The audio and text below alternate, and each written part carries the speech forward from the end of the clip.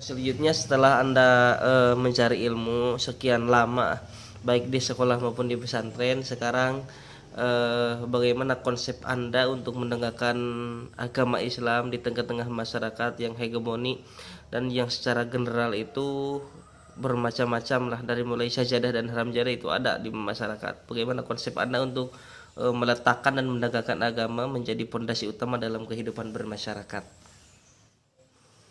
Masya Allah, pertanyaan yang sangat luar biasa ya, saudara-saudara. Bismillahirrahmanirrahim. Saya mencoba untuk sedikit menjawab mungkin pertanyaan yang tadi dikeluarkan atau ditanyakan oleh saudara kita. Konsep seorang manusia tentunya tidak terlepas dari uswah atau tauladan yang telah dia lihat sebelumnya. Terutama yang saya pegang erat adalah konsep kenabian yang telah dirisalahkan oleh Rasulullah Nabi Muhammad SAW.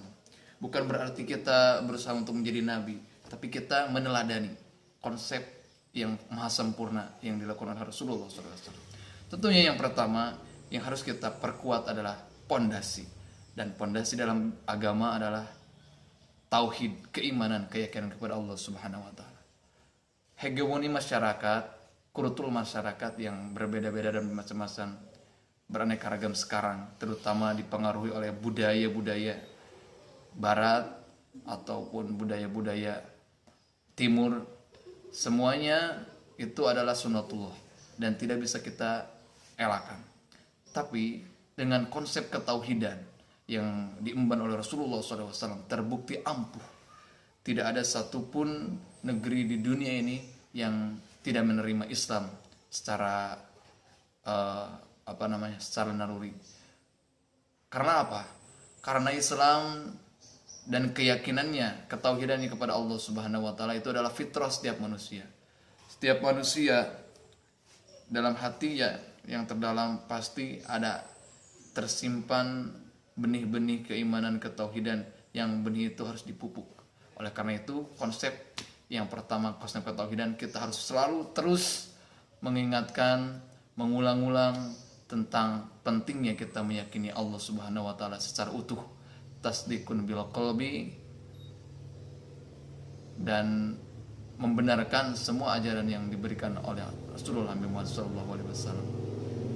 Kemudian, setelah keyakinan dan fondasi itu kuat, di masyarakat itu benar-benar bertawakal kepada Allah secara mutlak, baik itu tawakulnya, baik itu taslimnya, baik itu tafwidnya. Tidak ada lagi Tuhan selain Allah, tidak menuhankan materi dan tidak menuhankan harta. Akhirnya seorang yang sudah kuat seperti itu tinggal kita buat bangunannya, dirikan tiangnya. Ilmu fikih tentunya dalam konteks sekarang mungkin lebih kepada sesuatu yang istilahnya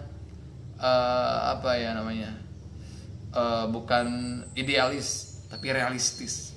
Contoh di masyarakat mungkin sekarang yang lebih menarik itu dalam hal-hal yang istilahnya bisnis dan yang sebagainya. Tetap kita menerapkan konsep pembangunan dalam amaliyah dan ubudiyah itu tidak terlepas dari ilmunya, baik sholatnya, baik itu jual belinya, baik itu sodakohnya, infaknya, sedekahnya.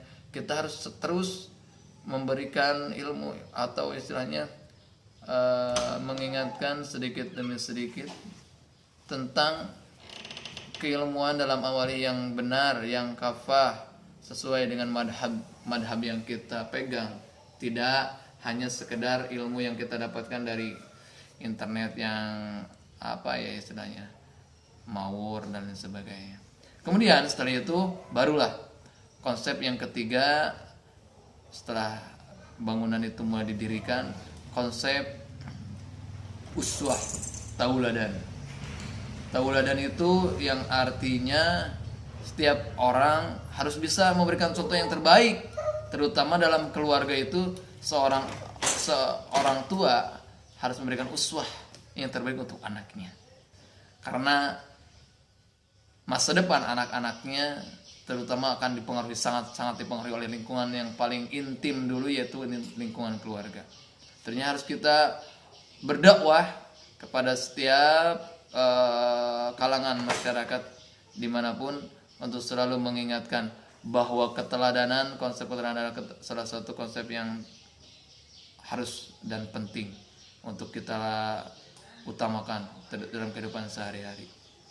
Dan dari semua konsep itu tentunya tidak akan berhasil, tidak akan sukses kalau kita tidak siap-siap dan tidak istilahnya tidak mempunyai filter dalam kehidupan sehari-hari.